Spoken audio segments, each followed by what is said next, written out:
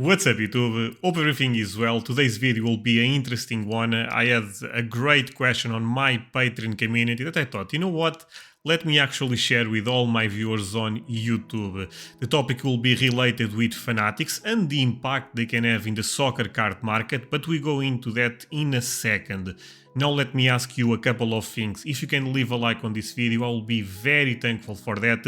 At the end of the day, is one of the best ways to show support. Also, a lot of viewers are not even subscribers. Consider to change that if you are in that position. And now, yes, let's go into the video. So guys, this is a question I got on the Patreon site and I thought was very important to share with all of you, and goes this way. Hi Andre, enjoyed hearing the views of Jess from PWCC in your video and also Brett views on vintage soccer. Both guys seem very bullish about the soccer market over the next few years, but both guys also refer to Fanatics being important. Can you give some insight into Fanatics are and what plans they may have to help the soccer market grow? Thanks. So, like I said, I thought this was such a great question that for me was really important to share with all my audience on YouTube. Let me say one thing, this is the type of content we have on the Patreon side, very focused on the state of the market. So if you want to join the Patreon, there is a link below the video. Let's start with Fanatics. For people that may not know, and I will go quite fast on this. Fanatics is an American online manufacturer and retailer of licensed sportswear, sports collectibles, NFTs, trading cards, and sports merchandising, as well as sports betting and iGaming. In recent news, and you probably know this, they bought Tops, and there is also a lot of rumors that they may buy Panini next. In February 2022, the company was valued around $27 billion. So, one thing that is totally fair to say is they are a big deal in the space. They will probably run the trading card space, especially if they buy Panini, which seems the most likely scenario at this point. And trying to answer you is not easy at all. When I say you, I'm talking to all of you guys, but specific more the person that ended up asking me this. But I think there is 3 points that we need to have in mind: potentially, catalysts, and growth. First of all, we do not know what Fanatics will do or not. We all speculate at the end of the day, just because me, Jess, or Brett, or any other person you may respect in the market says the market will grow because of Fanatics or slash other factors. We do not know for sure. That being said, every time you see anyone related with Fanatics, in the past was Josh Luber, talking about the future of cardboard slash collectibles, all of them bring the international potential, reaching a new audience. I will repeat this part again: reaching a new audience. And this makes a lot of sense. To be fair, this is also one of the reasons I believe alternative markets slash TCGs, CCGs also have crazy potential. I have multiple videos on this topic if you want to learn more about my perspective on this matter, talking about the alternative market. So, soccer, in my perspective, is the best market for them if the idea is to bring people from Europe, South America, Asia. Apart from that, I would say another very relevant thing: in the last couple of years, the awareness got much stronger outside of USA, and this is a huge factor in my perspective. Look, I live in Europe. I know I repeat this a lot, but the reality is the awareness is much stronger right now. I mean, the amount of people talking about cards, you guys probably have no idea. Do I think they are in the same level as the American people that have been dealing with cards in the last 50 years? No, I don't think that that's the case, but the growth is also pretty obvious. So, interesting factor. I believe the what I actually call on this channel a mania that we saw 2 years ago, 3 years ago, the crazy boom, the euphoria around collectibles made a lot of people outside of America also enter this space. And talking with Jess on my podcast, he told me, yes, Europe is a big part of our audience right now, big part of our buyers, sellers. So this is something to keep in mind. It's not like that Europe, Asia are in such early phase that they don't even matter that much. No, I mean, if you put in a super macro perspective, yes, we are in early phase.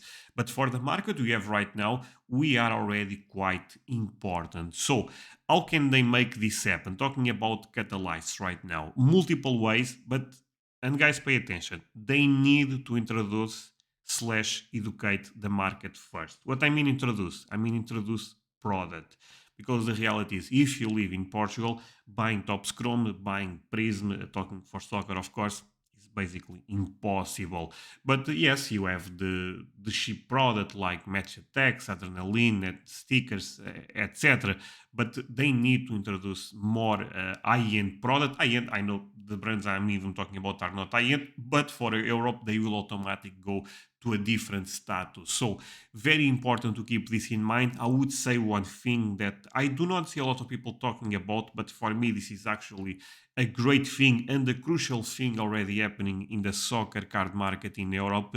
Match attacks in the last couple of years, I'm sorry, have been introducing parallels, numbered cards, patches, autos, and this is a good way because think about this: if a kid opens a match attacks with his dad,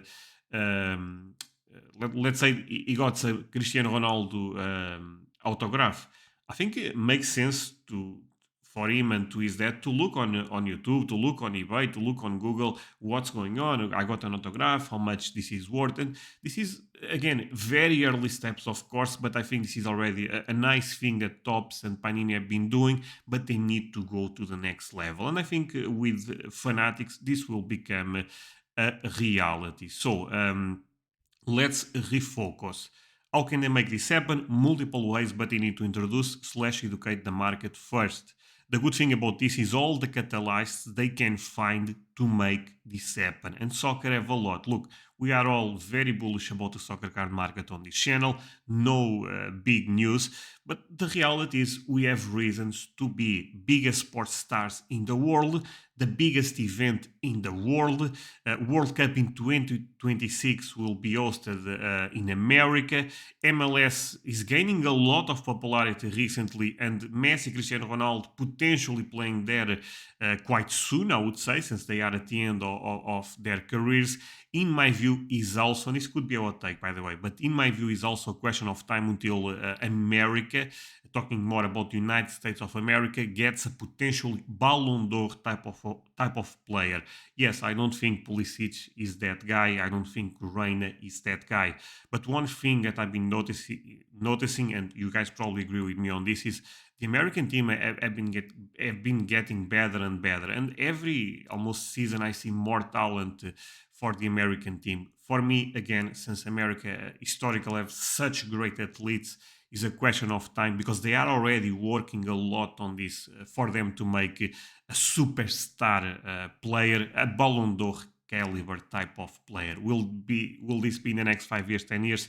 I cannot predict that, but at least I see a lot of factors in place already to believe this will be something in the future. So let's move on to the final part of my answer.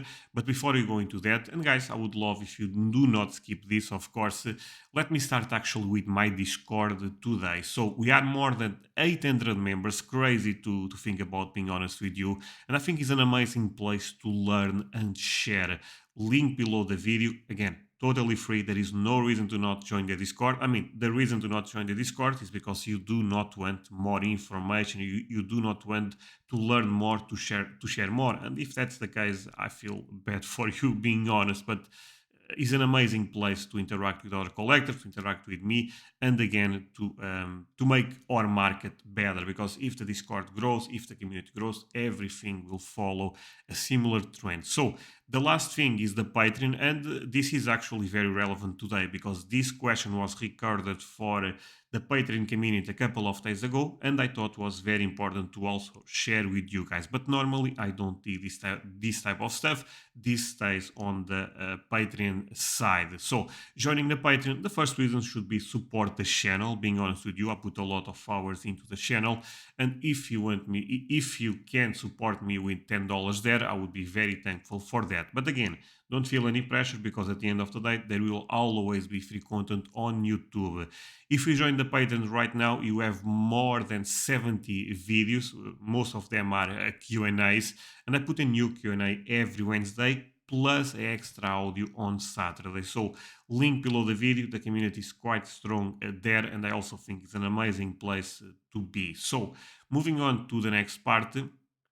Actually, let's go to the next part. Okay, so PSA UK is the first big step in the right direction, but I'm still a bit skeptical, and I will explain you why. So, PSA UK is still something that we do not know exactly how it will work, how big it will be, and another key factors to make a correct assessment. So, until this point, I believe you all agree with me. But I think it's more than fair to believe they will have to invest money in the region growth, especially if, let's say, we go into a longer recession, like a lot of people are expecting at this point. Where will they get the supply? Where will they get the cards?